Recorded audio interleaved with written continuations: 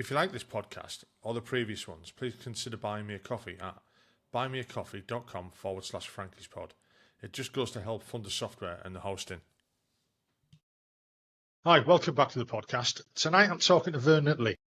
Now, me and Vern go back a long time, but we haven't seen each other for a long time. I think we first bumped into each other in Gutterslow in 1986 when he walked in my room. It was my room, I think, as a young nig, and I was only been there a couple of months before he had, so I was the older one. Hiya, Vern, how are you doing? I'm very good, mate. How are you? Yeah, I'm good. And like I said to everyone, honestly, thanks for doing this, because if it wasn't for people coming on and volunteering to do it, I wouldn't be able to, and I'd just be sat here talking to myself, which, I'd get me locked up.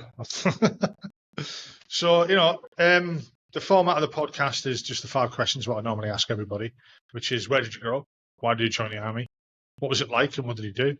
Why did you leave? And what have you done since? And I know you've had you did a long time in the military, and afterwards you've had a very interesting time. So we can talk about that later on. But to start off with, if you can just tell us about yourself, where you grew up and what inspired you to join the military. Yeah, certainly. I grew up in Birmingham. I joined the army in October 1985. I started. Why did I join the army? I think it's something I'd always wanted to do as a child. It's that. I wouldn't say I grew up with the airfix models and all the aspects of that, but it's something I'd always wanted to do. And when I think back to careers now, and I've got 2 teenage boys now, one who's obviously left school is in doing his A-levels, and one's in year 10 going to year 11 next year. I think I knew I was going to join the army from a very young age. There was nothing else planned. And I think when I look back now, I'd always wanted to join the army, and I'd always set myself, and I remember joining it. I think as well is that one of the other reasons I joined the army is my mother. My mother sadly lost her dad in the 1950s, and when he died, I think he died about 90 when he was about 56, but he'd been a boy soldier of World War One. Wow, he'd been a boy soldier of World War One. Bloody hell! And so when you think I was born in 1969, my mum was born in 41. My grandfather, on my mum's side, was born in November 1898. So it's quite something, really, when you look at it that way. And she'd always told me he'd sadly died when she was a young child, and she'd only ever talked about him as a memory and things. And she said he joined underage. And I only knew this, and probably when I knew you when I was in 3-4 battery in 2000, 2001, and this was always in the background, and the records were that, and I joined the army in 1985, went through into the Royal Artillery, and again obviously with Junior Legion Regiment, as you say, posted to 47 Field Regiment, and found myself in your room in the November of 1986. But I think the big thing I need to talk about more about this thing about my grandfather is that it's always been there in the back, and I never knew my grandfather. I never knew him. He died 1955, I think. And I remember she said he enlisted underage and he'd been in the desert and he'd been with horses or something like that, something to do with the Gloucesters. And I remember that, and he'd been in the Air Force, and there was 2 medals and a bit of stuff. And I took back 2001 now, when I look back now, I'd gone back and it turned it round. But I actually went to the National Archives, Kew to Kew, the National Archives, and been through the records. And from some medals, I got his service number from the Royal Air Force, and I was all the way to be able to track this. And I always remember going to the records, and it was in a paper file, and I'll never forget this. Going through this paper book, 05, 04, 05. It's like your paper version of your personal record, PDR record, I suppose. And 06 came across. And 06 was William Frampton King. Date of birth, height, where he grew up in Clevedon in Somerset. And I was looking at this record, and I got a copy of it, and I remember going, and he'd enlisted in the army on the 3rd of November 1950. Date of birth, 31st of October 1896.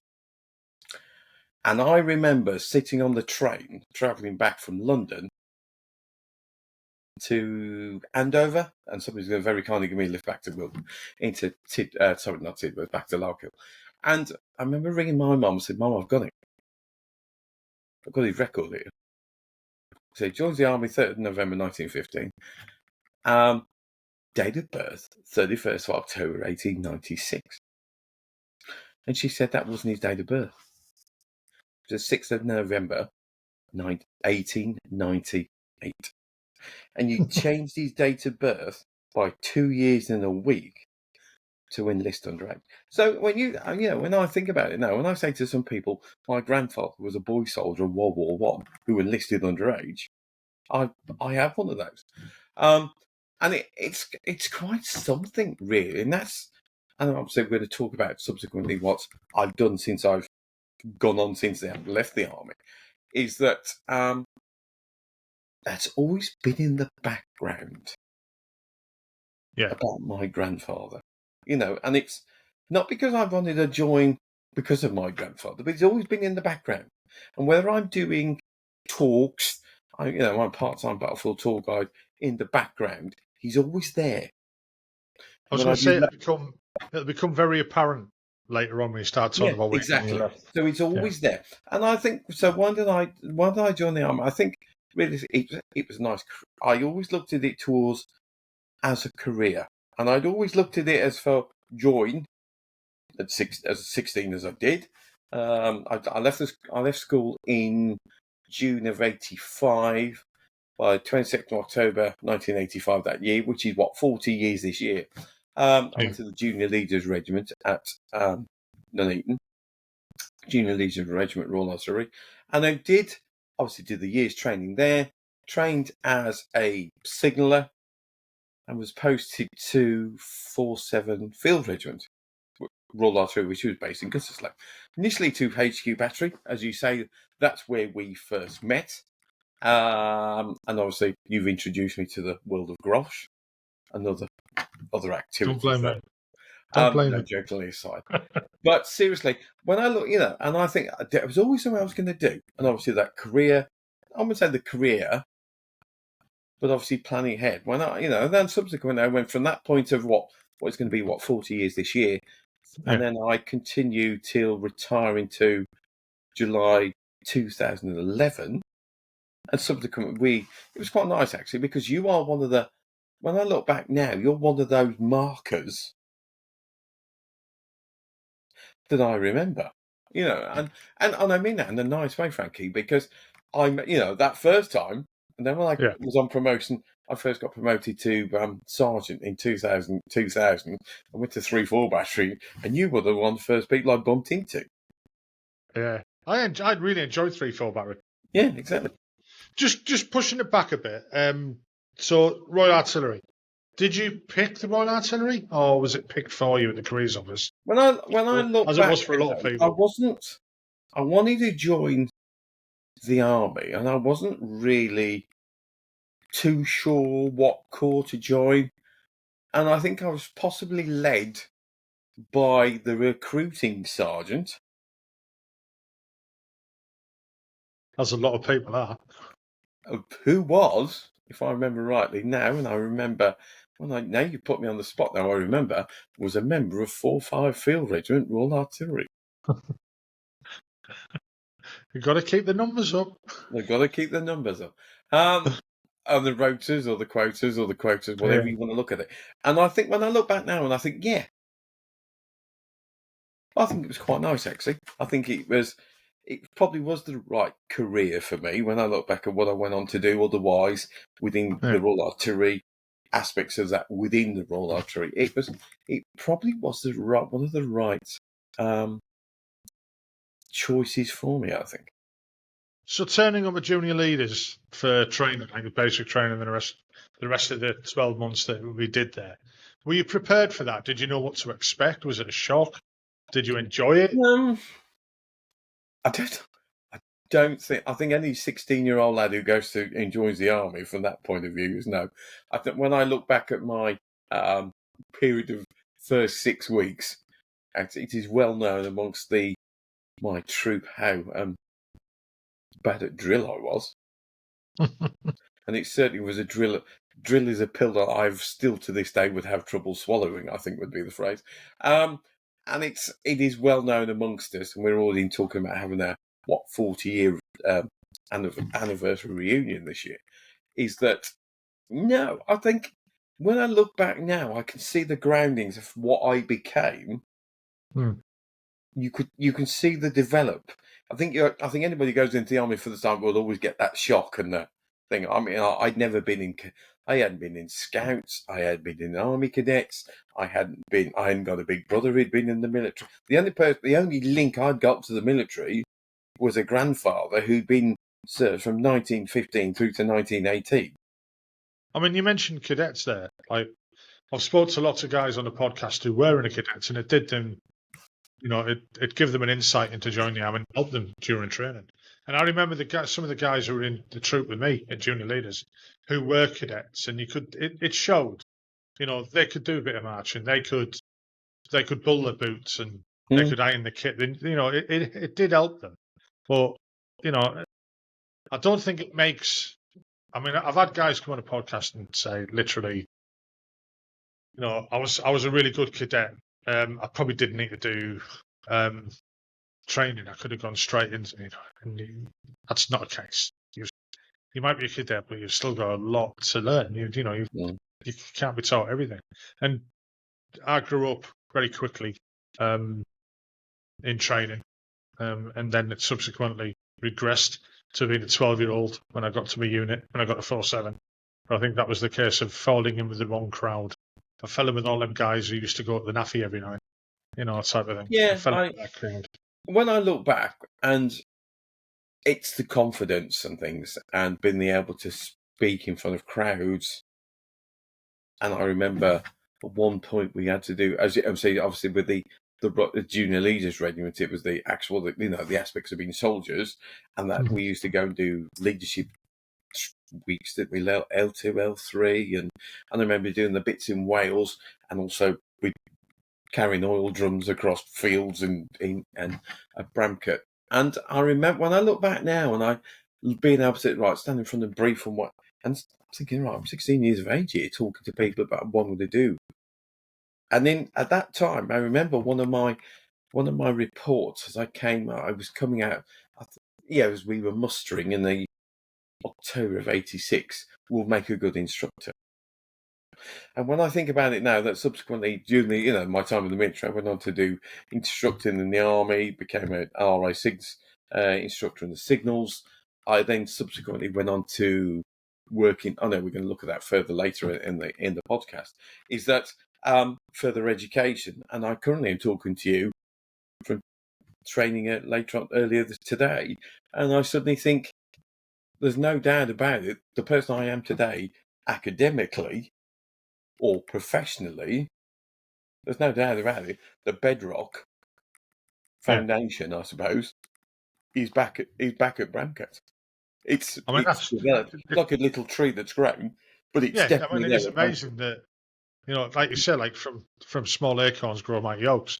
I think that's not everyone falls into that category. I didn't. I'll be the first one to put my hand up and say I wasn't that good a soldier. I lasted 27 years, but I wasn't that good a soldier. I tried my best, but I fell between the cracks, I think, and I was quite happy to stay in them cracks. But some people, you have to have people like that as well. Not everyone's a shining star type of thing, and like I say, I'll be the first to admit that I wasn't. I got out as a full screw after 27 years, but I was happy, and I had a great time. I don't regret any bit of the army, none at all. Well, No, not really. A couple of stints AWOL, a couple of stints in Nick, but that's also again that's it's character building.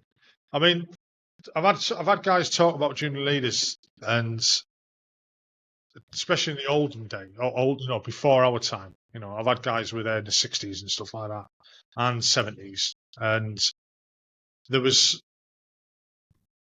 the attitude then was very strict, a lot stricter than what we had it, and we always say that recruits now had it a lot easier than we did. I don't think they do. I think it's just different. Society's changed, people are different, the training has got to change. But going back to like 85 to 86 when we were there, I've had people mention bullying from instructors and stuff like that. I didn't experience any of that No, not at while I all. was there. None at all. I'd heard about it in other troops, but I think that was just young lads talking, saying this, that, and the other. But I have heard about it in previous years. I think we were lucky to hit a period where maybe the mindset had changed. Because I mean, I had three fantastic troop sergeants and a fantastic troop commander. He was a Sergeant Major Julian Fox, and I can't thank them three enough. No. The way they treat us with dignity. They didn't. There was no bullying. There was no harassment. There was no picking. Doing shit just for the sake of it. Like changing parades and stuff like that. We had one or two, but I mean that's part of. You've got to get fucked about. You've got to be made tired. Did you experience anything like that? No, nothing. And what I would say is that when I look back now, is that when you join it, you see those people in that position, that rank, that position. And I've always a firm believer that you take away an example from people. And I never saw it. And, when my true commander, we had a WO2 Pete Connolly. And I remember the way he was with us and the two troop sergeants. And I look back now and think, sadly, one of them, Al Smith's not here anymore. But I look at them and think, yeah, okay, they shouted at me because I couldn't, I wasn't very good at drill. But how I developed, how I became the way I am, and I think when I look back now, and then as you saying, I think how your first experiences in the military shapes how you become. As you saying, you went off in a certain path, but I wouldn't say, it's you look back. I'm a firm believer that how you learn from others. One of them, over the years later, Neil Hodges was one of my CP bombardiers when I was in 47 Regiment, and I learned a lot from him about life, about management, how to manage people, and I carried it on. And it's very, for me, it's how it carries on subsequently. And then as you're saying, you look at people and you think, yes, that's how I want to be like. But no, I wouldn't. I don't think for 1 minute I ever experienced anything in basic training that would sour my career or the way the person I became. And that, as you say, I know it did with others, and it kind of like was possibly passed down over the years. But I wouldn't think it. I didn't see anything myself with it. No. It's interesting that you just mentioned that about like your CP bombarding. I mean, I don't know if you remember. I mean, I was a clerk when you rocked up, and I got sacked because I was shit and got sent to the guns as punishment. Best thing that could have ever happened to me. Best thing in the world. And they put and it's not the guys of of RHQ in the battery office that I remember.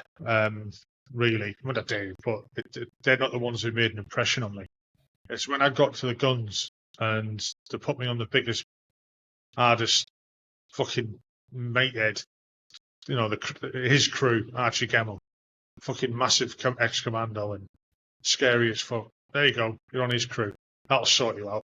and I was bricking it. I really was. And it turned out he's one of the nicest. I'd even say compassionate, but he was firm but fair, and he taught me a lot. And I mean, I might have got the odd dig off him now and again, but that's the way it was in them days. I must admit, when I look back, I did from October '85, which is 40 years this year, through to 2011, July 2011. Subsequently, I've gone into further education and I work with apprentices, and I see with a lot of. Sometimes I see not so much now, but previously I've seen with managers, and I think in workplaces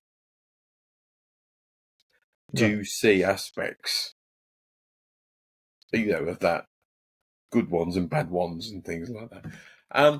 But now I must admit, it is quite something, and when I look back now and I think, I must admit, when I think joining the army when I did, is one of the best things I could have possibly done. So we'll move away from junior leaders. So when you turned up with the regiment, obviously we bumped into each other. I think that's quite a shock, and it's as scary as turning up a training when you go into your unit for the first time, because you don't really know what to expect. You think, especially coming from junior leaders, we had guys there who thought they fucking knew everything, and you get to unit and you get put, get knocked down a peg or so. How did you find it? I must admit, I was a bit daunted by it. And when I think about it, within the room I was in with you, there's one at the other clerk with AWOL, the other lad, I can't remember his name, but you'll go, oh yeah, didn't stay. But I must admit, because I was only with you briefly, because I obviously joined you. I initially went to HQ battery, which is the battery you were in. I was only there for about a week and a half, wasn't I? Yeah. So if I remember right, joined on the Wednesday. Well, the following week, Monday, I'd gone up to one of the gun batteries on the road. Sorry, not of the main drag within the camp. But I must admit, I wasn't really sure what to expect. It was quite a shock to me. I think I'd gone there with a bit. Wow, this was a bit of a shock, and it is quite a scary experience. Yeah. I don't care. Because as you say, you were amongst people who have been in the army for 2, 3, 4, 5, 20 years. And they looked old. They looked fucking old. Yeah. And understandably sometimes, when you think about it. And I always remember in that first couple of weeks, I'd gone from HQ battery to 4 battery as one of the gun batteries. And there'd been a terrorist incident. And I remember I think sadly he's the late Roy Cave now, was the BK. He would have been he had been previously the RSM of 40. And he came out talking about, basically saying to you young lads, you don't know really what this is about, or the impact of this, or the real. It was a bit of a. And I remember he was basically explaining to us. I mean, he'd come from being an RSM of 40, but about the fact that this is part of the role you are in. And subsequently later on, if I'm right, including yourself, we went on to do the maze tour. I didn't do that maze tour. I did the North and the Island tour of 90. But I remember that thinking, this is the job we're in. And it was quite something. And it's quite, for me, it was quite a culture shock. I don't mind. And say I was probably, it was quite something when I first joined. For me, for those few, it's 2 or 3 years, I found it quite. Well, we forget. I mean, thinking back then, you had, you mentioned that about a terrorist incident, stuff like that. We lived with that threat. You don't think about it nowadays, but we did live with that threat. People going out and checking the cars in the morning, and no uniform out of camp and stuff like that. And that lasted for years, and it became second nature to us. So I remember, for example, years later, I was going on holiday, and we were going. I think it was where we got to Turkey. Syria had kicked off and stuff like that, and people had said to us, no, in fact, no, it wasn't. Where were we going? I can't remember where we were going. Where we were going was a bit naughty. It was near somewhere naughty. And someone had said to me, and Sue, my ex-wife, had said, oh, you're going over there. It can be. We were like, what are you on about? We lived with that threat for years. Even our wives and our children lived with that threat for years. And for people that are just like, they might think that's us trying to blow it out of proportion. But it's not. Families, even in Germany, were killed by Republican terrorists, the IRA and the PIRA, and the real IRA, or whatever you want to, whatever faction you want to call ourselves. People were killed. Children were killed. There was a definite threat there at the time, which was, like you say, it can be a bit of a shock. But you learn to deal with it, and it became second nature. And then sometimes you just become complacent about stuff like that as well, where that causes issues. When I think about that now, is that I remember of all the, just short of 20, I think it was about 2 months short of 26 years I did, that address for the BK. Address, is that the right word? I don't know. Oh, yeah. Yeah, I suppose address would work. Is one of the things I remember, and within a year of that, I'd been to Northern Ireland. And we then, following that, subsequently, within 6 months of that, which is 40 years, sorry, not 40 years, 34 years this year, we were in the first Gulf War. And suddenly, I'd gone from this very young lad joining the army into all these aspects of being, within 3 or 4 years, being 2 operational tours.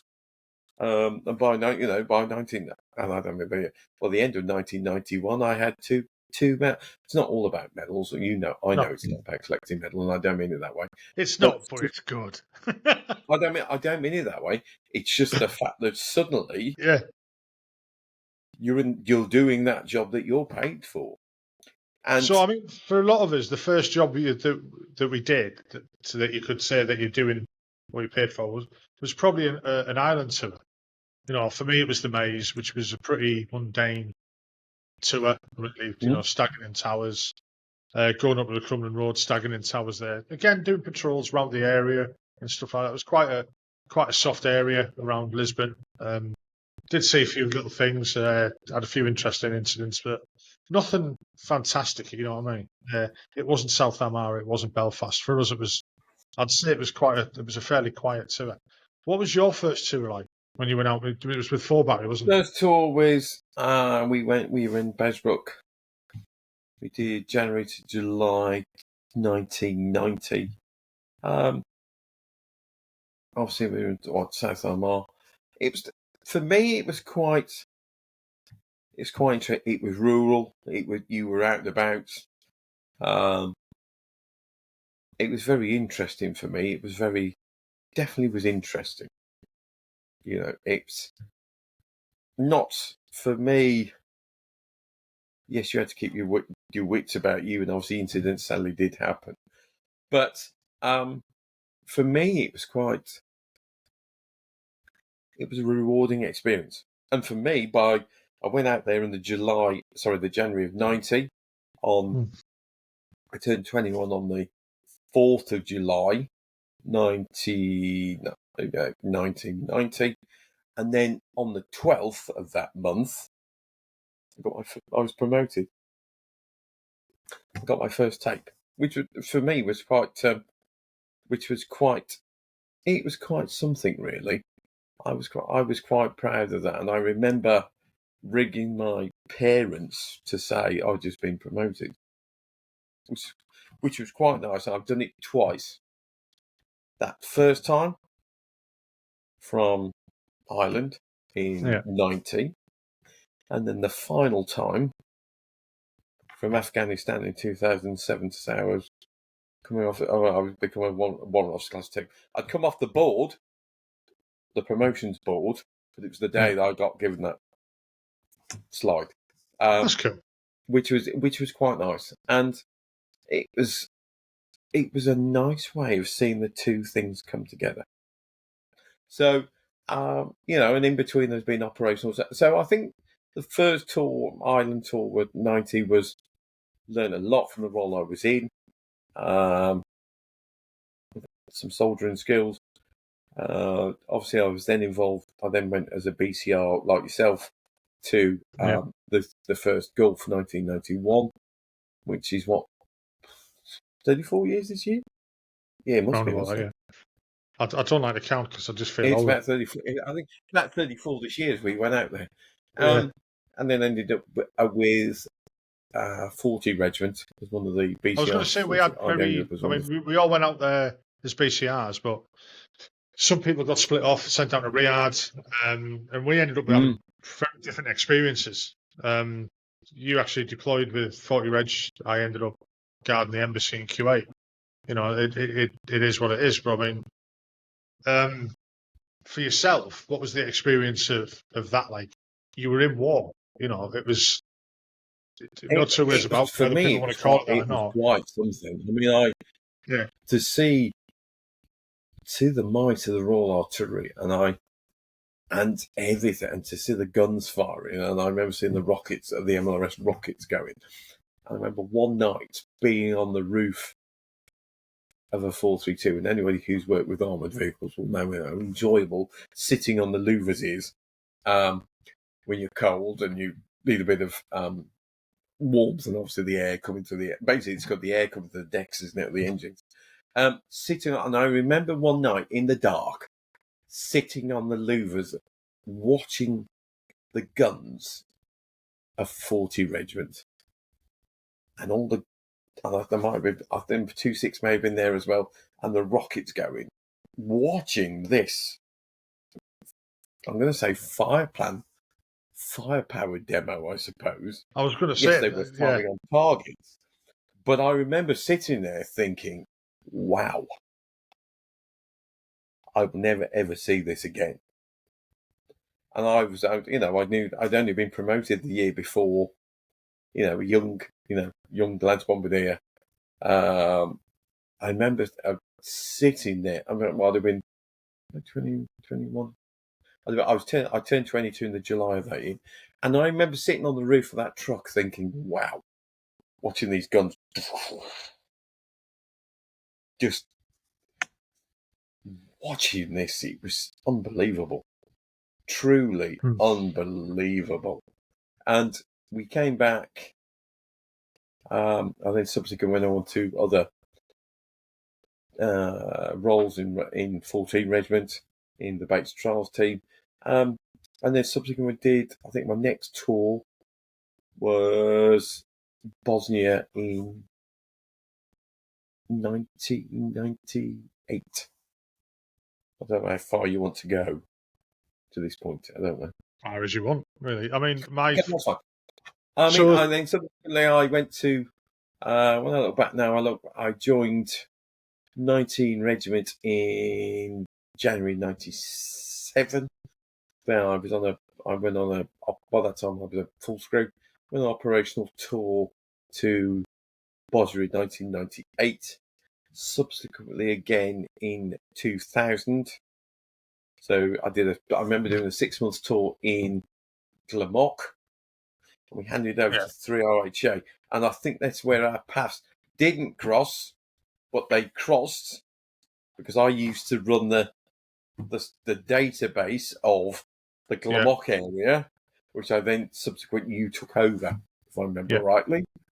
I think it was used like we put autocorrect in the computers, that every time we typed something, it said something else. And that wasn't me. Some of the sit reps got sent up with us not knowing that, and we got in the shit. That wasn't me. So subsequent, and then suddenly, so that was 98. Back out in 2000, and then 2000, I obviously on halfway through the tour of Bosnia, I then came back on promotion to sergeant, joined 3-4 battery in March 2000, and that's something when we re-met again, wasn't it? So it was quite nice for you, realistic for me to say, And I remember seeing you on basically my first day walking around the gun park as a newly promoted sergeant, bumping into someone I hadn't seen since, realistically, since one evening in a Naffy bar in Gutterslow in 1986. It was quite nice. Yeah. I know we'd seen each other in between. I mean, I really, I say it. I think back to 3-4 battery with fond memories. I mean, when people are getting told, right, you're going to Lark Hill, you were like, oh, fuck's sake. I don't want to go to Lark Hill because you'd only ever been on courses and stuff like that. And you were like, oh, there's too much rank around there. There's this, that, there's other, that had bad reputation. I didn't want to leave 3-4 battery. I mean, I was put on the OPs, which was wrong. I wasn't OP trained or anything like that, but I ended up doing the FPC, which was cool because that's the sort of stuff I was used to. I'd been on the guns, subsequently went into the SIG store, and then went on to command posts. And I really, really enjoyed 3-4 Barry. And everyone I've spoke to who's done time at 3-4 Barry loved it. I think it helped that I was doing tug of war for 2 years while I was there as well. With the tug of war team, loved it. But I honestly, I think back to Lark Hill, them 2 years that I did there, quite fondly. I enjoyed being there. Going out every day, you were working, you were doing what you're supposed to do. You were firing the guns, you were working in the CP, you were being an OP. You were doing your trade. You were doing your trade. How did you feel about it? I totally agree with you. I'd say I went there as a sergeant and seeing subsequently people who've been there as different ranks coming back throughout. You could see because, as you're saying, they're out there every other day. On the guns, on the CPs, CPX signals, doing everything, and you could see sometime, and then later on when I became a TSM troop commander, obviously subsequently when I was in the Royal Artillery, you could see people becoming more rounded individuals. You could see that the ability, the skills they brought, and the confidence. And I also love that word. That was an old 19 word, the sparkle.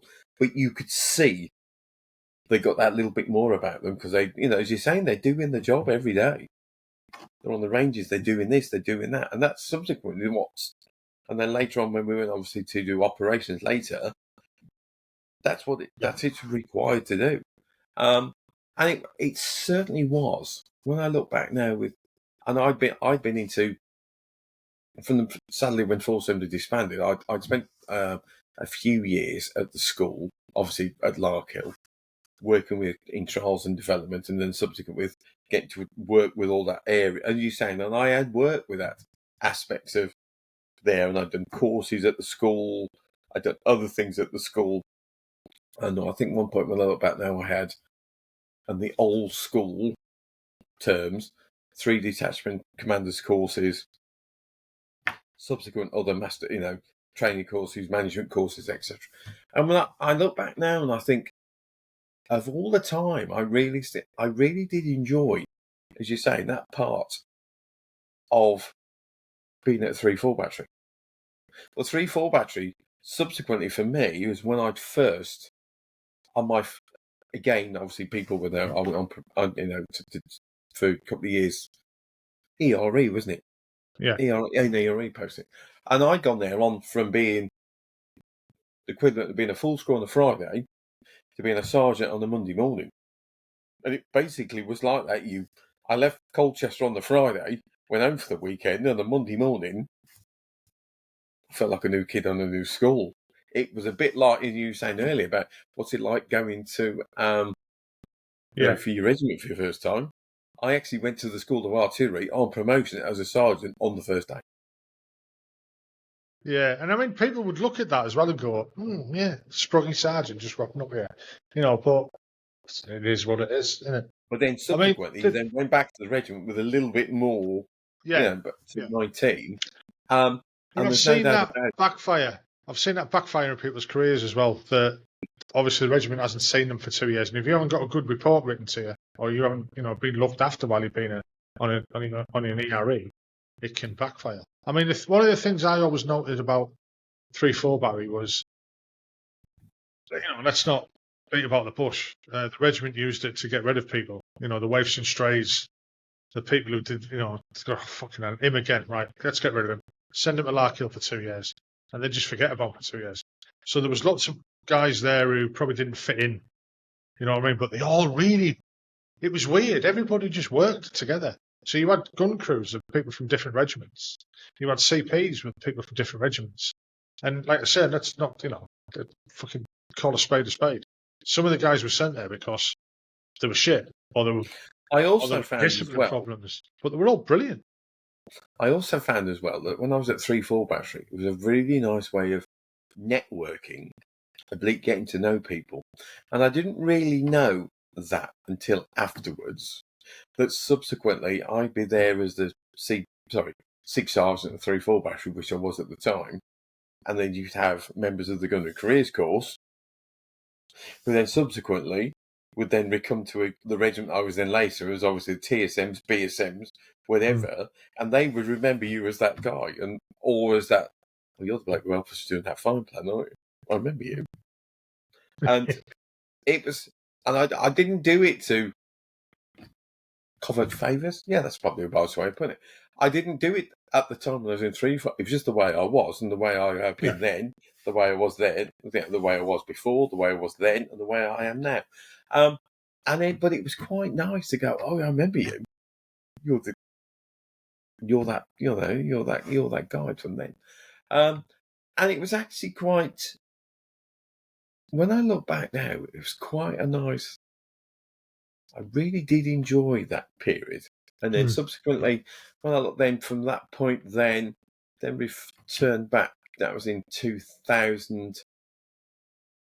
We head towards the 2003, and then I was promoted to Staff Sergeant in September of 2003.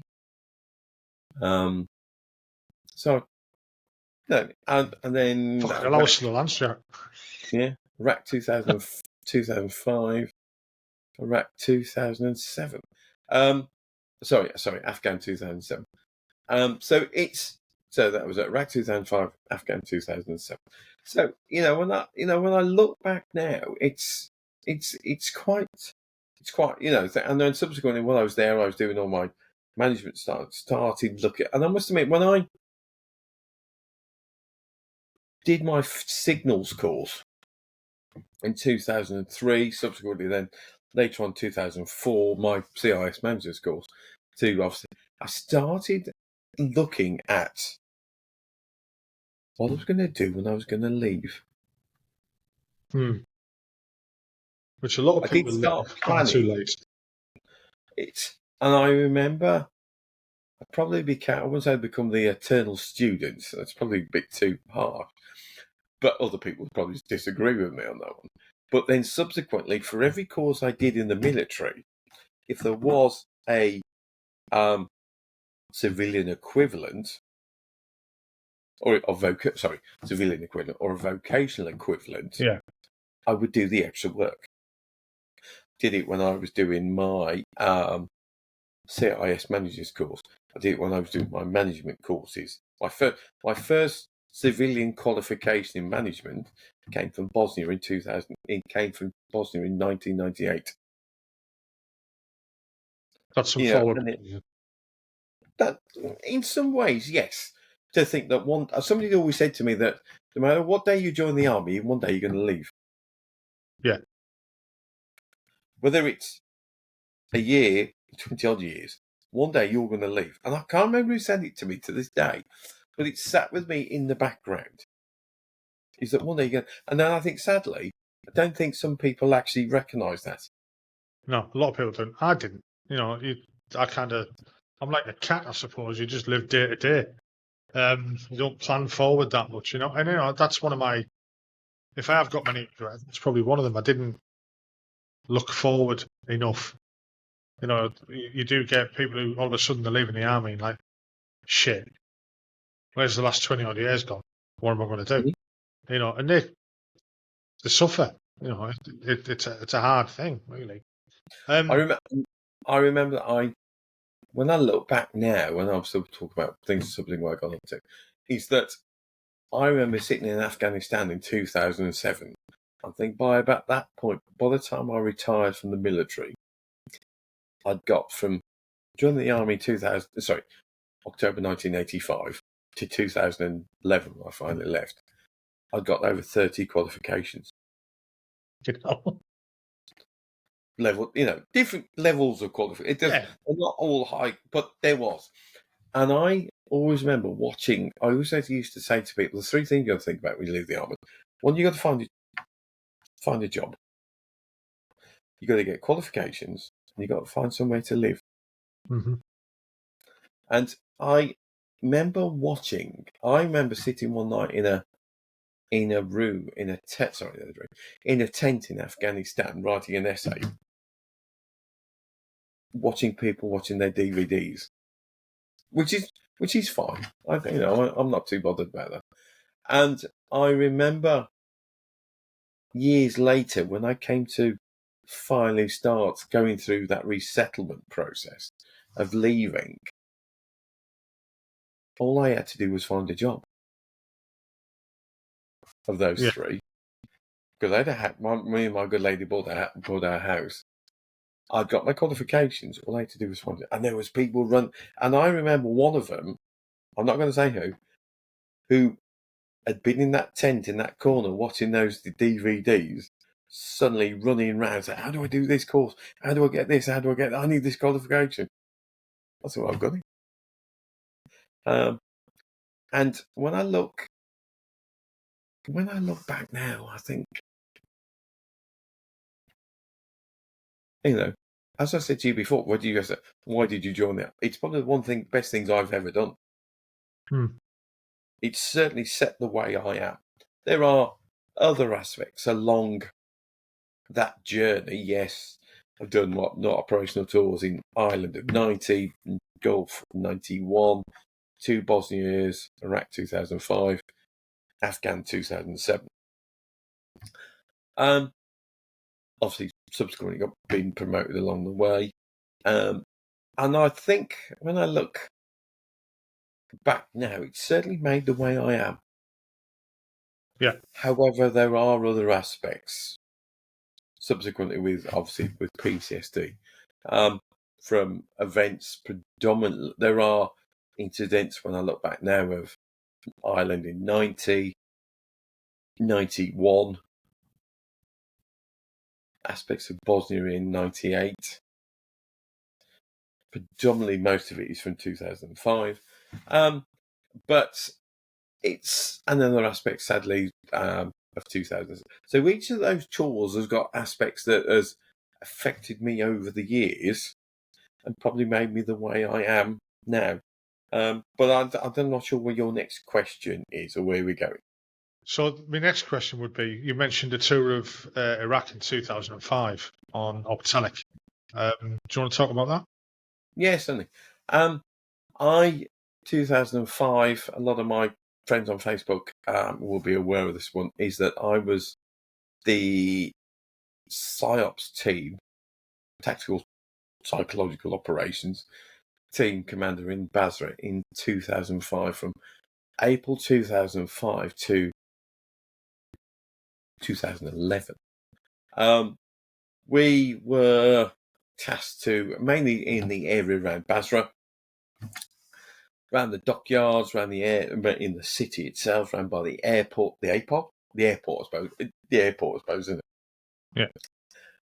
Dealing with civilian integration, etc., talking to the population, asking them questions, dealing with things. Probably one point was one of the only soldiers who carried 120 rounds in one pouch and 120 crayons in the other. So you could hand out to the kids and you could talk, and we had bags and things. There were a few incidents with obviously the rocket attacks on Chateau Arab Hotel. One in particular is a roadside bomb incident in Iraq, outside the Chateau Arab Hotel on the 21st of August 2005, which then has led to me and the incidents of that day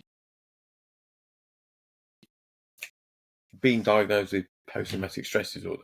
There are other aspects, but that one main incident is the main. There are others, but that is the one. There are a combination of others, but that is the main one that I find I do struggle with, and it affects me sometimes when I'm driving. Still, and that incident was 20 years this year. Yeah. When I look back at it now, and that was the 21st of August, 2005. The reason why I'm late on the date is that we did the tour from April 2005 through to end of October. I handed over to we run Telic 6. Telic 6 it was. Telic 6, we run a 2-vehicle crew. Obviously, I was in the front vehicle, and I deal with other aspects of that. And then something a lot of people I was involved with are, so will probably listen to this podcast. And I'm very proud of the way we, as a multiple, as a tactical psyops team, and I think of many of them here when I'm talking about them now, how reacted that day. And I will continue to always the friendships and be proud of the way we were and how we reacted. One of the guys who'd been in the rear vehicle, George Davey, had been transferred across from the Royal Anglians. He came across to us in about the June of 2005, and sadly was killed in Afghanistan in 2007, in May 2007, and he's buried just outside Beccles in Suffolk. And if I ever find myself across there, I will spend a few moments in that cemetery. It's a small little village cemetery. I will go and say hello. I think is probably the nicest way of doing it. And that is one. And in particular, there's 3 of them that I remember. Is that, and then subsequent. So 21st of August 2005, I then hand over. We come to the end of our 6-month tour. I'm in this Chattel Hotel. The next, obviously, the gentleman I had. The next incoming. We're finishing Telic 6, which is obviously the name of the operation over that 6-month period. And obviously Telic 7 comes in, which is from November 2005, which I think you were on. Yeah. To about the April of 6, which I think you were on. And then I handed over to a sergeant from the Fusilier, Sergeant Jones. Sergeant Jones, sadly, was killed on a roadside bomb incident just down the road from the Chattel Hotel by the dockyard in 3 weeks to the day that I'd handed over to him. 3 months to the day of that roadside bomb incident. And he's buried in Tidworth, and whenever I go anywhere near Tidworth, I don't go there specifically. If I ever do, I will do. But if I'm ever going to the A34 to Southampton with work, I'll always, because it's actually the short way going that way via Tidworth and Marlborough of the Downs and going back that way round. I will go and see him. And I think for me, it's always about that. It's that lovely phrase Marcus Aurelius said. It's not the young man who misses the days he never knew. It's those who are left who remember who share the pain of those lost days. Fucking hell. It is. I think I don't got it. It's quite right. But you think, and let me just think that about again. It's that it's not the young man who misses the days he never knew. It's those that are left who bear the pain of those lost days. And I quite regularly will pop into that cemetery in Tidworth. Just, I will go and see it. And it's just down the lap from where he's buried, where he is in Tidworth Cemetery. He's about 3 down for that lad from 3RHA. 3 or 4 down. Yeah. He's Sergeant Jones is on the he's on the end, about 3 or 4 down. And I must admit, whenever I go, I make a point of visiting. It's It's quite. I can't not go past Tidworth Cemetery and popping in and say hello. And I've Do you been there find at it? 6 o'clock in Do the you find morning, it's 10 o'clock in the afternoon. Sorry, 10 o'clock. 10 o'clock in the morning, 4 o'clock in the afternoon. It's kind of like, I'm going to pop in for 5 minutes. Do you find that therapeutic doing Yes. And one day I actually did. We had like a Teams call with work, like a Teams. It was like a Teams meeting of our team. Yeah. And where are you? And I was like, I've come to say hello with a friend of mine. And I could tell they were like, this is real. I don't think I'll ever forget that day, that morning. As I said, we got back. We just got back, obviously in November 2000. I don't think I'll ever, the pain I felt that after that, subsequent, and then it triggered things. And a year, obviously, you do struggle with the fact, wasn't your time, wasn't your plan, and I have to accept that and cope with that.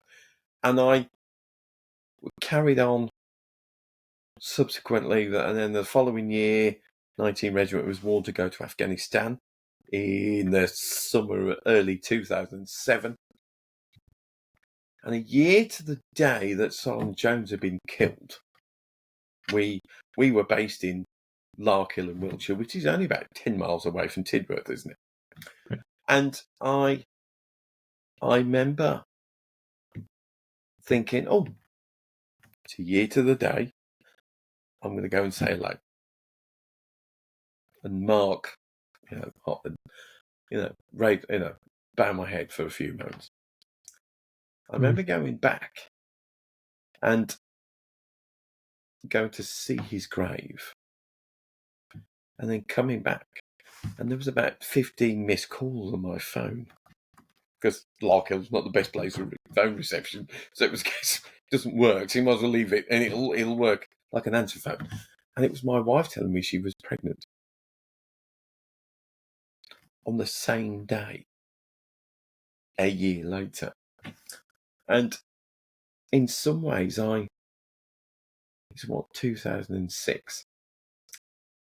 We then go to Afghanistan in 2007, early 2007. As you said before, I then, although I'd come off the board, the WO2 board in the early 2007, I actually was actually promoted. Promoted, I suppose. In about April 2007. Came back early in June. My young lad was born on the 30th of June 2007. And then subsequently, a friend of mine who was in 19 Regiment, Dave Wilkinson, was killed the following day. So it's quite hard. And I must admit, when I sadly was diagnosed with PTSD in 2014, one of the things they couldn't understand, or I couldn't cope with, is how they're all joined up together, but they're not. They're all separate, but they're all two things. And when I look at it now, that my lad is 17 now, he's passed his driving test. In June this year, he's 18. And the following day, Matthew's going to be 18 this year, he's going to be an adult. I can hear it already. And I've learned over the years now, I've got myself into trouble a couple of times over the years, but I have learned now, and you will probably, you're a friend of mine, a friend of mine who will have known Dave Wilkinson, you will see that, period of sadness around the 1st of July, is that I've learnt now to celebrate. Yeah. Celebrate Matthew's birthday to about 8 o'clock on that day. And for about 10 years now, he kind of looks at me as though he's going to ask me again now. And I will actually say, have you had a nice birthday? As soon as he says yes, I will then turn at the end of his birthday on the 30th. Then we go into the 1st of July. Subsequently, we go through to there. And then to remember Dave Wilkinson. But it's quite something. I came out of the military. I retired in 2011. And subsequently, I was diagnosed with PTSD in 2014. I did the 6-week course with combat stress.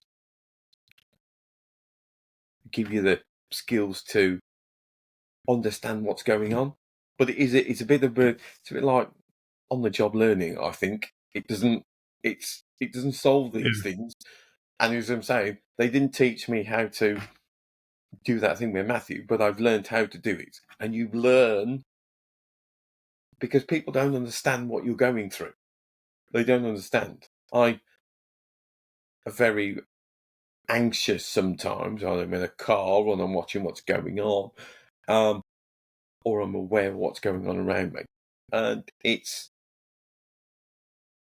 it can be quite, for me, quite saddening. But you watch what's going on around you. And that's why I found sometimes how I can use what's happened to me to help others. When I came out when I came out the military, I'd always said to you, I said, Bill, one day I was planning to leave. Yeah. Whether it would be take your pension at 40. I was planning to leave at 40 in 2009, but with about 6 months to go. Some major, would you like to do a 2-year extension? We'd like to stay for another 2 years, put it mildly. And I remember thinking, I don't know. And I remember running back to what I said. So it was on Friday. It was on a Thursday evening. I said, can I give you the answer on Monday morning? I said, I need to go and speak to the boss. And he looked at me and said, Sam Major, I'm your boss. Then he dawned on me that he wasn't. In this one, he wasn't. No. So I went out and I remember saying to the good lady, and I was saying that, they want me to stay on for another 2 years. And she basically said, are you going to... I've got the house to myself for another 2 years. Yes. Are you going to come home on the weekend? Yes. Are you going to get paid again? Yes. Are you getting more pension? Yes. Why you asked? It was kind of so, yeah. So I carried on till 2011. But in that period, I'd always started to prepare to leave.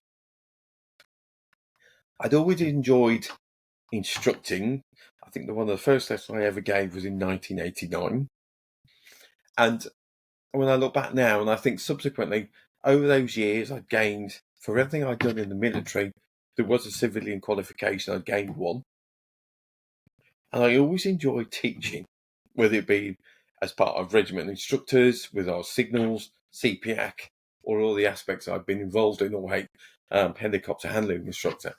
It's that I'd enjoy teaching. And I think the one thing is they always say to you is find out what you want to do in life. But I'm always a firm believer is find out what you don't want to do in life or you can't do in life. And that will channel where you want to go. And I'd always gone into, I'd seen about education and I'd gone into, so by the time I came out of the military in 2011, I got about 30 qualifications. Subsequently, I've carried on.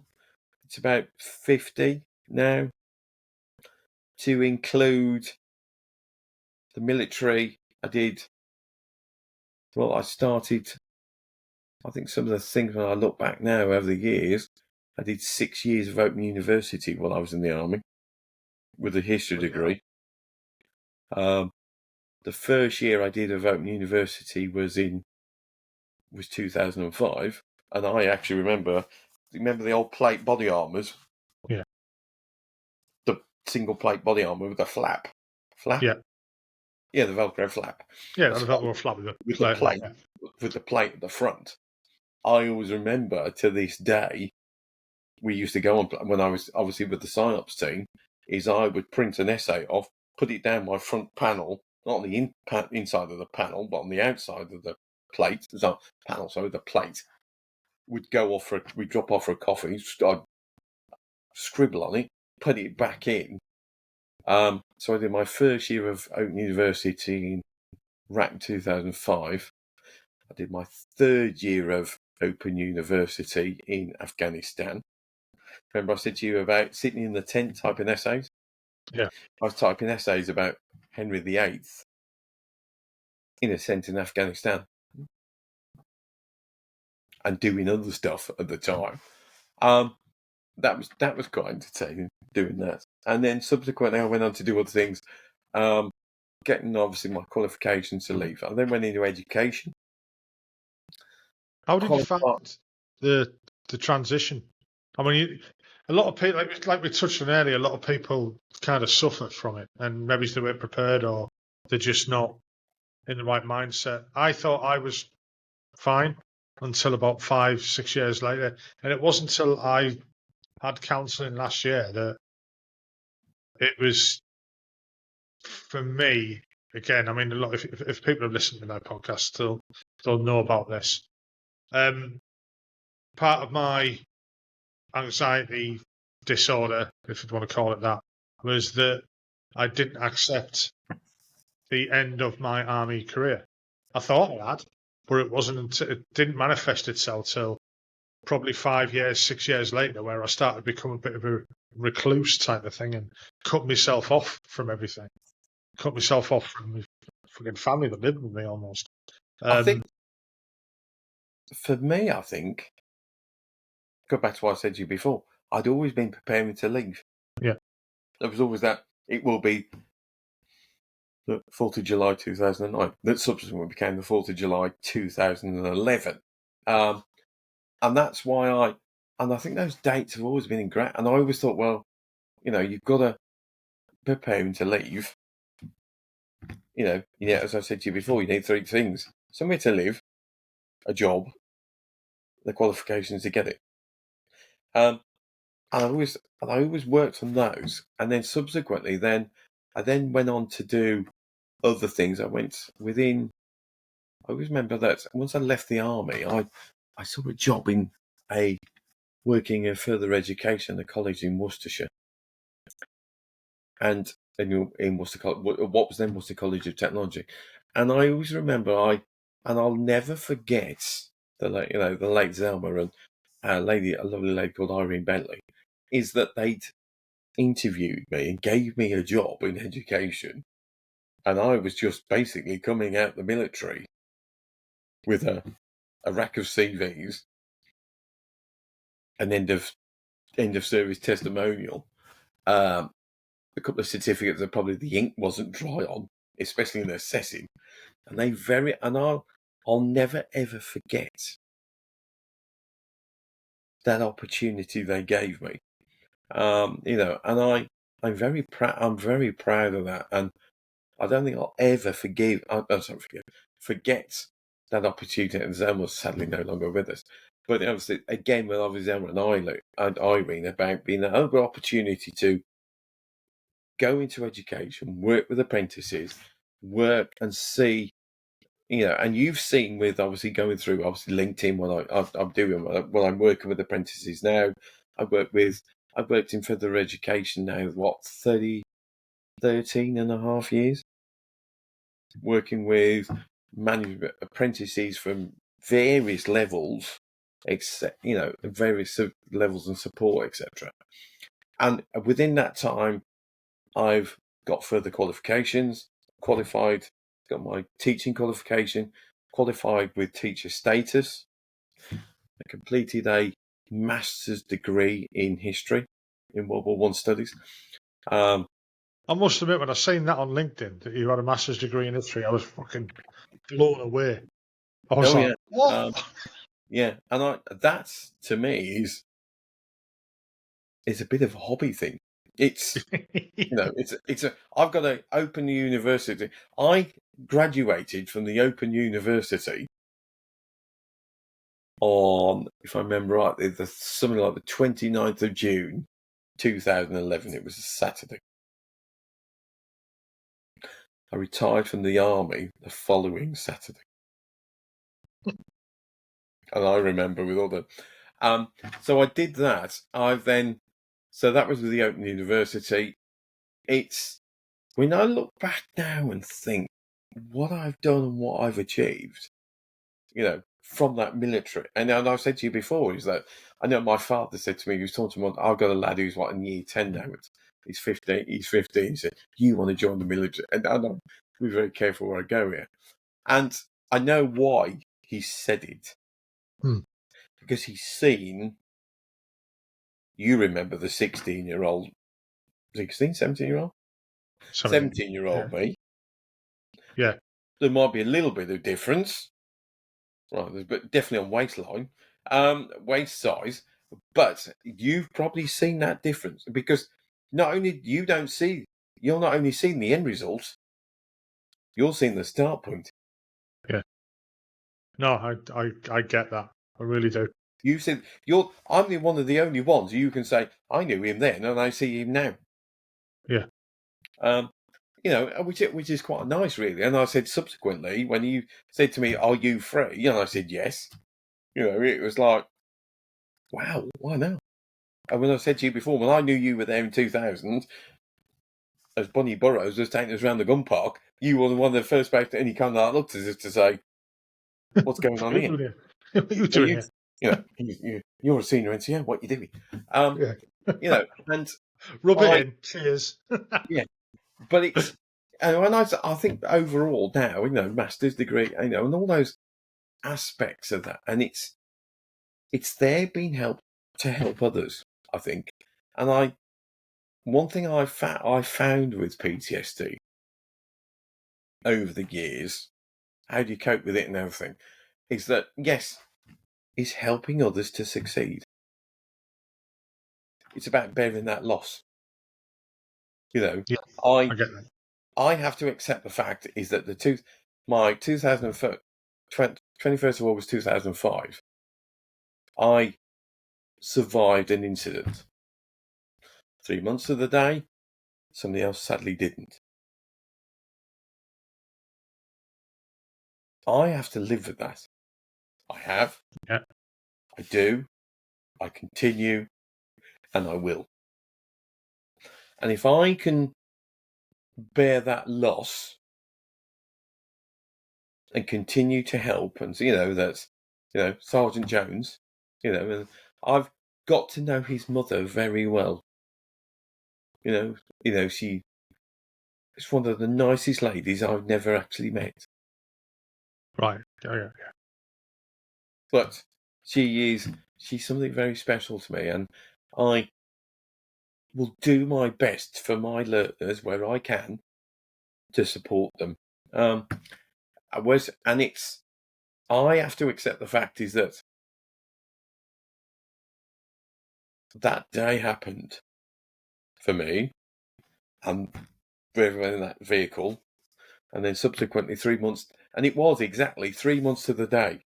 You got two people who grew up 3 miles apart, just outside Birmingham, 2 Sundays. It's very coincidental in the right or the wrong. I don't know. It's it's very, and that's why, when I think I've said to you is that I've always, why did I join the army? It goes back to my grandfather. I've always been interested in history. I was going to lead on to that because you've got your master's degree in history. Obviously, you love it. Otherwise, you wouldn't study so hard for that. And I know the other aspect of what you call your hobby or your part-time job or whatever you want to call it, the battlefield tours. So I was going to ask you about that. How did you get into that, and what do they consist of? I always find it interesting. Is that again? It's that to join the army, you always find a background and things, and whether it be finding out about my grandfather or going on battlefield tours. And I remember as a young lad in juniors, so the junior leader in Royal Artillery, I forget the people, I know what we refer to juniors, is that we've been on a sailing trip to France, to Normandy. Hmm. And I remember being at Pegasus Bridge in 1986 as a very young soldier, meeting the late John Howard on Pegasus Bridge. Now, John Howard was Major John Howard, who'd led Yeah. the landing at Pegasus Bridge. And I always remember how he talked about it. Now, I'm sure over the years now I've been on battlefields myself. I'm sure the story may have, but I Embellished. No, embellished. it's not. It's I'm glad you said that, not me. yeah. Embellished is the wrong word, really. It really is, because that implies blowing it up. I know what you're It's saying. not. Yeah. And I'd always enjoyed it. And I got myself into history through being in the batteries, through all artillery within the batteries. You get to know the histories, you get to know aspects of this. And I'd always been involved. And then I got the opportunity to become a battlefield tour guide. And I work for Ledger, the battlefield tour company, the coach company, but it's obviously got a battlefield tour side of it. Last year I was involved in the 80th anniversary for D-Day, the commemorations, tours to there, taking groups out there. I was there for Arnhem, taking other trips across. And also this year coming up, I've got for the 85th anniversary of Dunkirk, 85th anniversary of Le Havre. I've got trips to Arnhem. And I find, for me, as being able to tell those stories, for me, from an academic background, I work with education, teaching. I've done previously lecturing in business with business studies in colleges, and obviously teaching in the background. I love that opportunity to it's a nice way for me to talk about stories in fields without the academic side of it, I suppose. You can come outside the lectern, you can come out into that, talk about, bringing those things to You can put personality into it as you well. can put, and you can bring out something like, this is a relic, this is a letter, this is something that you can talk to people about. And I've sat there and I actually read a letter once for what are we doing, supporting the Army Benevolent Fund for their charity walk, of a letter that was sent to my great uncle's wife about him being killed. And as they went across the field, I said it was in that field over there, and I read the letter. And we walked across the field where they were, and it I was imagine that can be quite 100 emotional years, at times. less a week of his death, and it's quite something. And I remember earlier last year I was on the Arnhem 80th anniversary, and I went down the coach talking to people, saying, "Why are you coming on this tour, Frankie?" Well, because I've seen the film A Bridge Too Far. "Why are you coming on this tour?" "My dad was killed at Arnhem." So I had a lady whose father, Lance Sergeant McGregor, who'd been killed with a recce squadron on the 17th of July, 1944. So 17th of September 1944. And then on the other side, I had Bombardier Bradbury, who'd been killed on the 19th of September 1944 at the bridge. And that was quite something. So you got these two, and I mean this in a lovely way. These two young ladies whose dads, well, they'd been killed on the 17th of September on one side of the coach, and the other one who'd been killed on the 19th of September 1944. And it was very special for me is to take them to there. I know they'd been to, one of the ladies, the first time she'd been to that cemetery was 1947. Wow. And to take her back there again, and she was 87. It was quite something. Obviously, those two, to see them and to go back there, and you can walk the fields with these. Not that obviously to those, and I, to say this is what happened there over there, this is what happened, and with all the things that goes on, with PTSD and other aspects of it, I find, for me, battlefields is one of the most rewarding things. I'm surprised that it doesn't, you're learning about what happened during the Second World War and the First World War, and you're reliving them stories. And you find that a bit of catharsis for your own PTSD with it. I'm surprised it doesn't go the other way. I'm surprised. People will say, you will I always see you at your best, Vern, or you're always smiling. I don't say I go around with a sour face all day at work, but you're always at your best on battlefields. Because I think some ways for me it's a bit like counselling amongst veterans. Yeah. Get it. Understanding it. I think sometimes, and you have to. For me, I don't know if you've ever been to the battlefields of World War One or World War Two. Perhaps that's for another conversation outside this forum. Is that for me? It's very special, and and it's Vern, can you take this regiment back to thing? Let's go and do this. Let's go and find these cemeteries. Let's go and do this. Let's go and see this. Let's go. Let's make this special. Let's go and make this unique. I've taken regiments to there. I've actually seemed to see people relatives to see their own.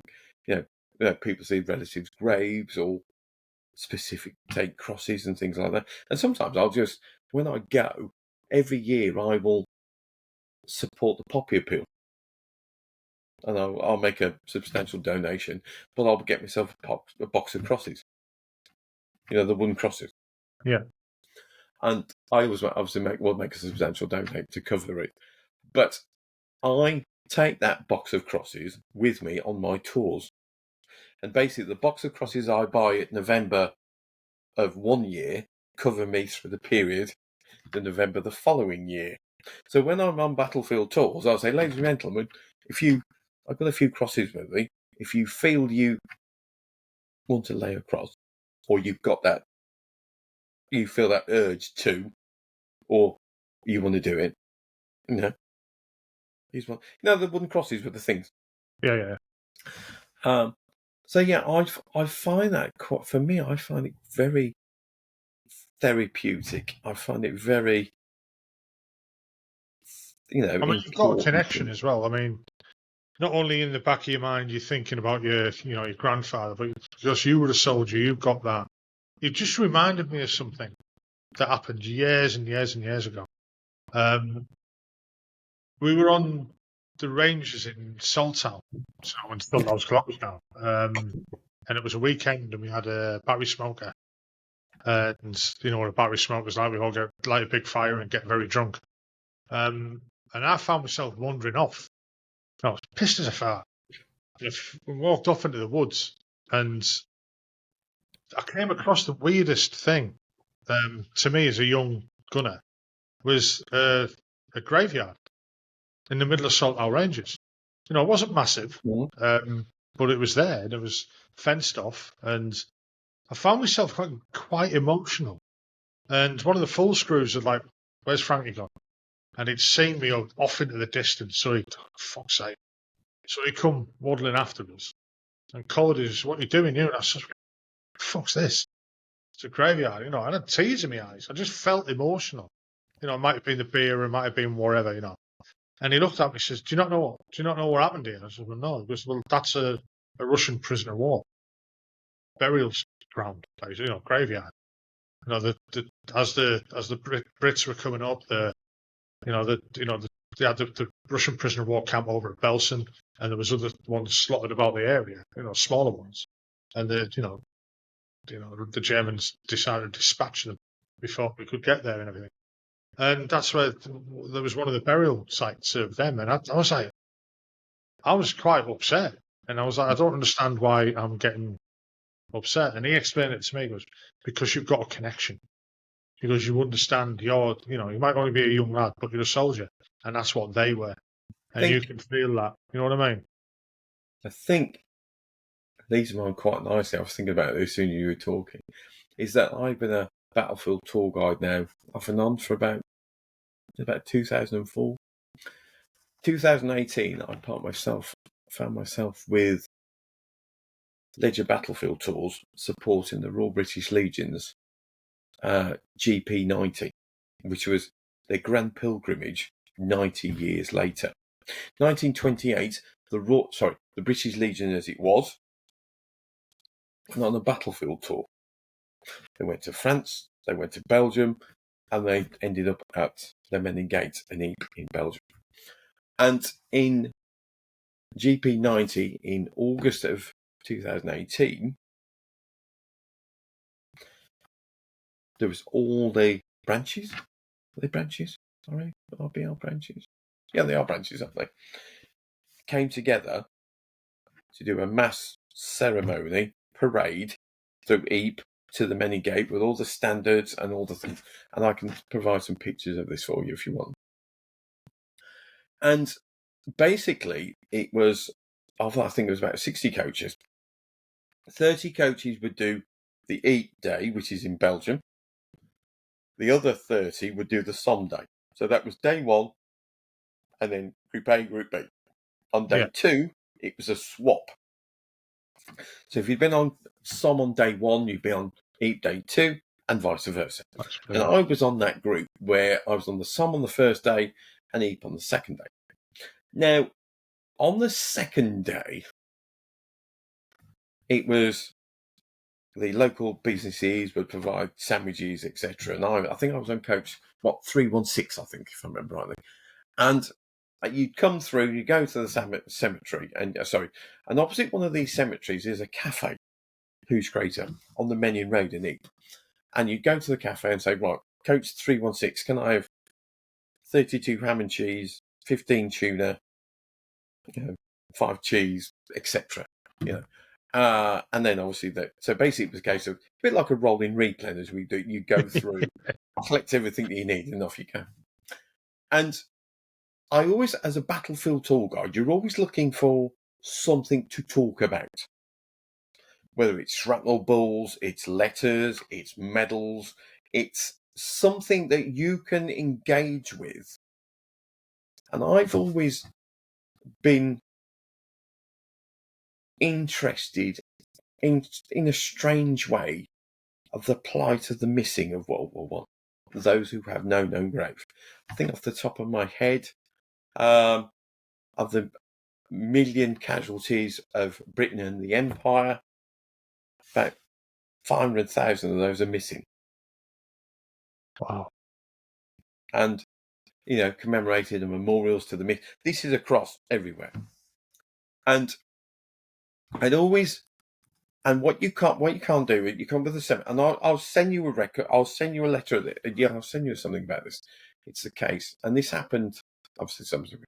And I've always been interested in the plight of the missing. And they commemorated the Menin Gate, the unknown warrior in Westminster Abbey, etc. And I wanted something to talk about. And this is in 2018, August 2018. And I thought, well, I'm going through the what we call the rolling replay at Who's Crater Cafe. And opposite Who's Crater Cafe on the Menin Road is a cemetery, Who's Crater Cemetery. It's got over 6,000 graves in it. 2/3 of those are unknown. Okay? And you can't, if you look at the Commonwealth War Graves Commission, you can't look at the unknowns on the cemeteries. An unknown soldier of the Great War, an unknown soldier of the Royal Field Artillery, an unknown soldier of the, I'm trying to think where I am now, Northumberland Fusiliers. You can't look at those. You've got to look at the named graves. And I thought I need something to talk about. And my lad was 2007. He's 15 now. Where are we now? 2025, aren't we? It's been about, we're talking about 2018. So what we're talking about is about 8 now. 7 then, 8. Yeah. Right, it's 15 now. 2018. And then I said to him, I remember looking at the register, and if you go into Who's Crater Cemetery, you will only be able to see the known graves of this cemetery. And bear in mind, it's basically, if you were to look look to your right is the cafe. If you look to your right now, you'll see the cafe. If you look to your left, you would see the cemetery. It's either side of the road. It's probably the easiest way of describing this. And I thought, well, if I have something to talk about while I'm collecting these sandwiches, and I wanted to show them a grave return, where basically they clear the battlefields in 1918, 1919, 1920, 2021, cleared all the battlefields of these graves, and field graves and etc. So I got my little lad at the time, Ben, and I said to Ben, pick me a name. So Ben had displayed the list for Who's Crater Cemetery, displayed the list of the known graves in that cemetery. Now, my first name is Vernon. Mm-hmm. Okay. My middle name is Austin, Austeen. Not I-N, Austeen. Oh. And Ben, who was what? 5, 6, 8, 9. I'd have to think about this. Picked Private Austin off the register. Austeen. This is 2018. And I said, are you sure with that name? And he said, yes. I said, why? He said, I like that name, he said. And I then looked at the name, Austin's record, from the Commonwealth War Graves Commission. Next to it was an unknown Royal Fusilier. This is in August 2018. Austin was killed in August 1917. So we're already talking 101 years later. Mm-hmm. Okay. Next to it, Austin's grave, was an unknown Royal Fusilier with a Distinguished Conduct Medal ribbon on the remains. Distinguished Conduct Medal in 1917 was one below a Victoria Cross.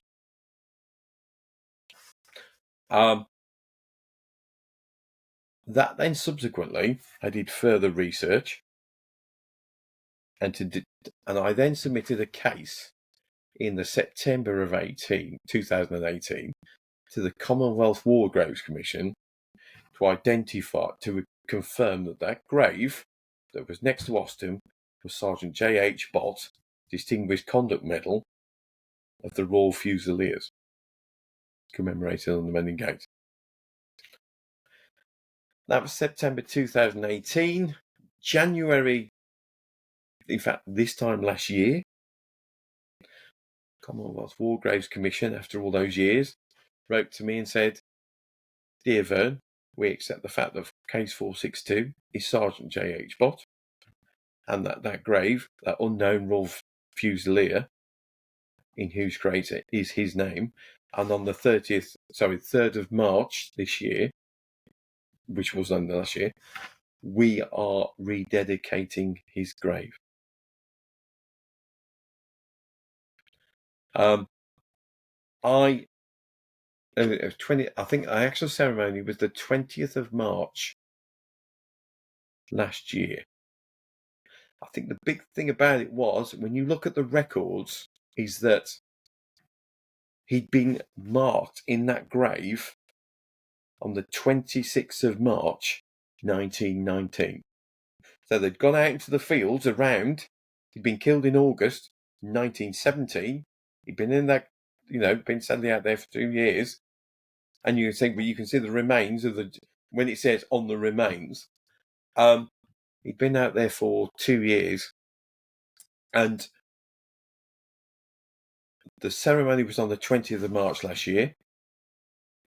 As you can understand, it caused a bit of a social media interest. He had a new grave 104 over 100, just short of 105 years later. It's crazy, isn't it? It's something. That was on the 20th of March.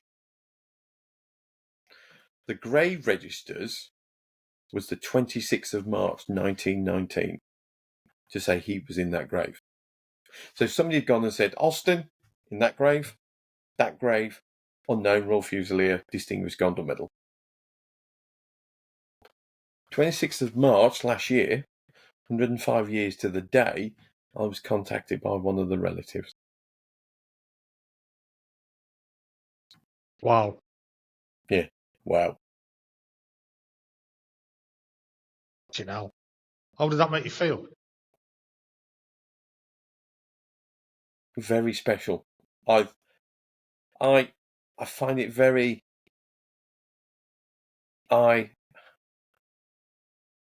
look back and it's quite something to get a case,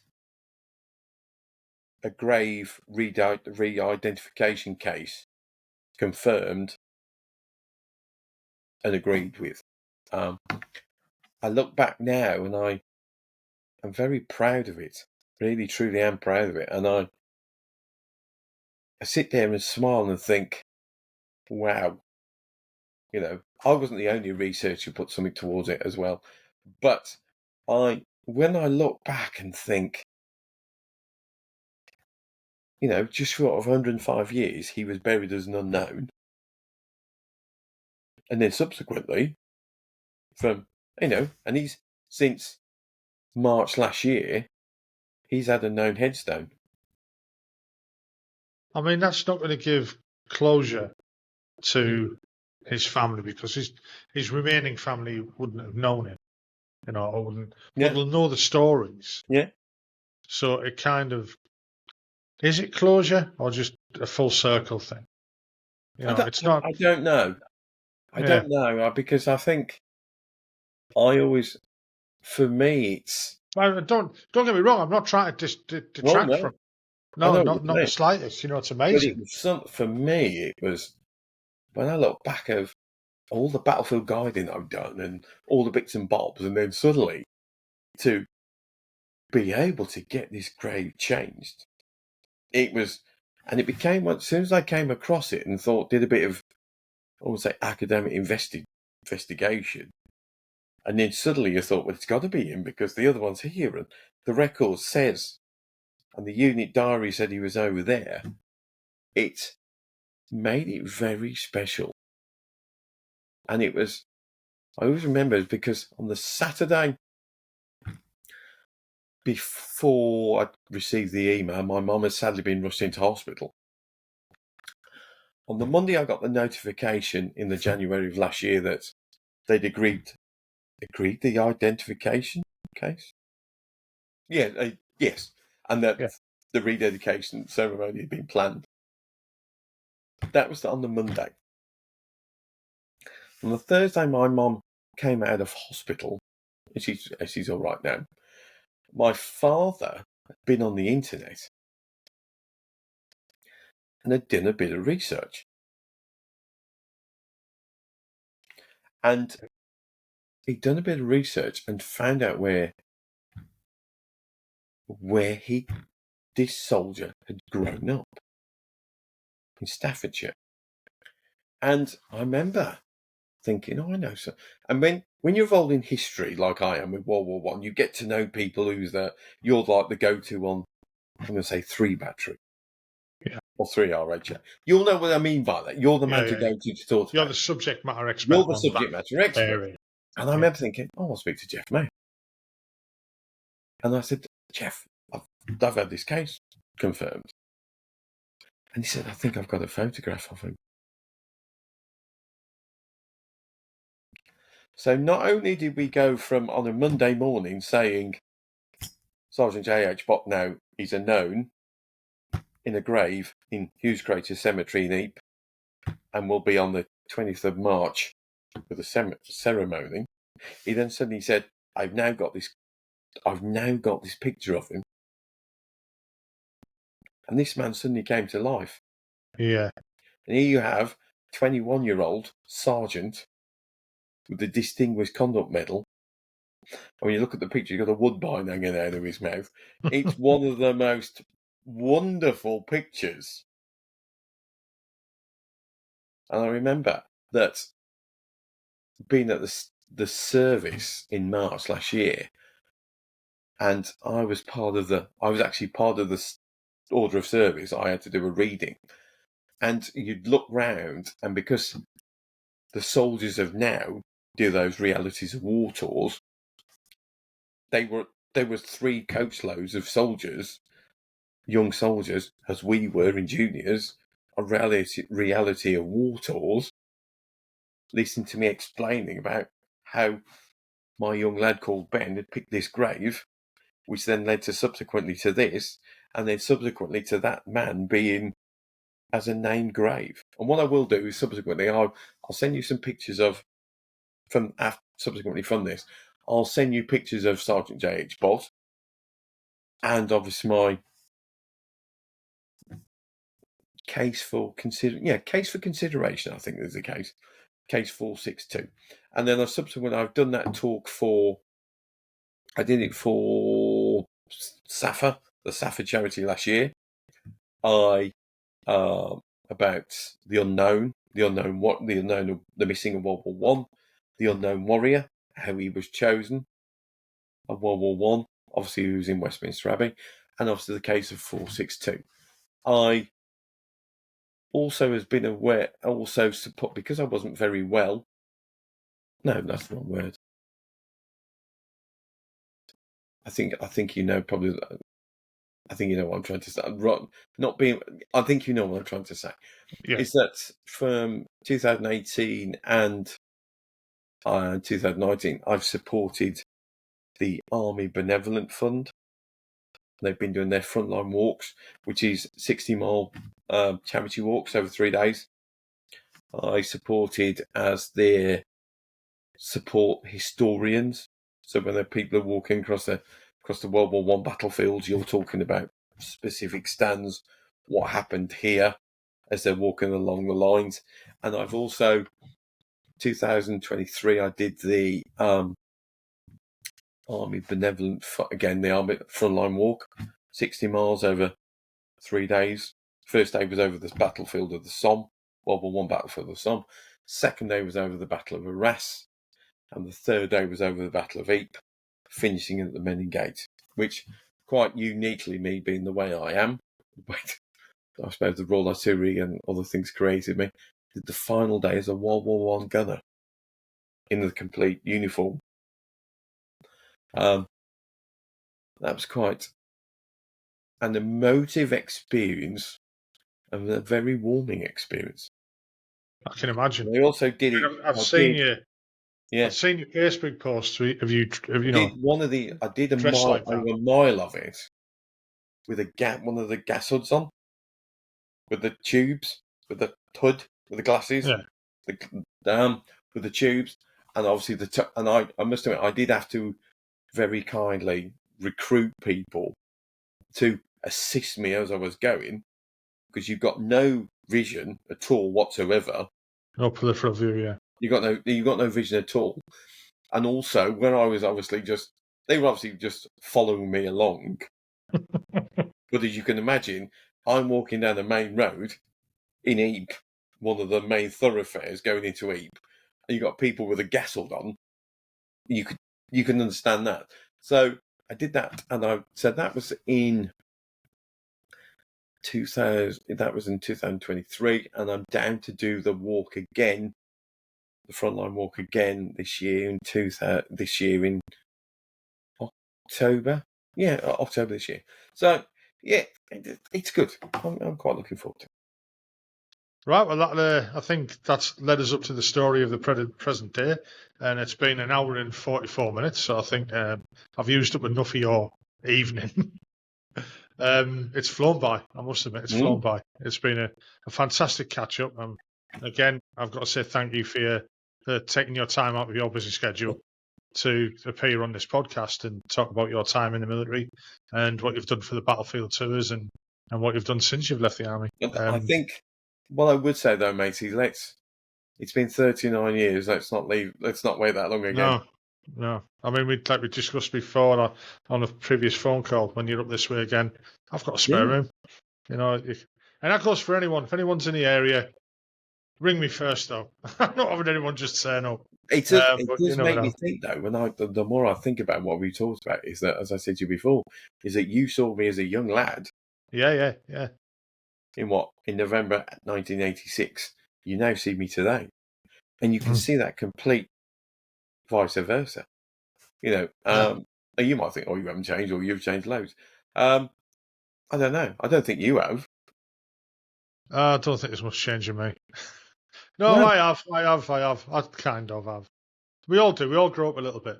In our own little ways. I was still a child at heart. I'm still a bunny. I'm still a gunner. I'm still a soldier in my heart type of thing. But, it is what it is, isn't it? Right, Vern, I'll stop the recording now. Just give us a second. I hope you enjoyed that podcast. I enjoyed recording it. If you could just hit the like button, and also if you could subscribe and hit the notification bell, that would be great, because it'll help the channel grow. The more people will see it, the bigger it'll get, and the more guests I can get on, and the more people I can talk to. Well, I hope you enjoyed it, like I said. Look forward to the next one. Hopefully we'll be out next week as normal. Bye-bye now.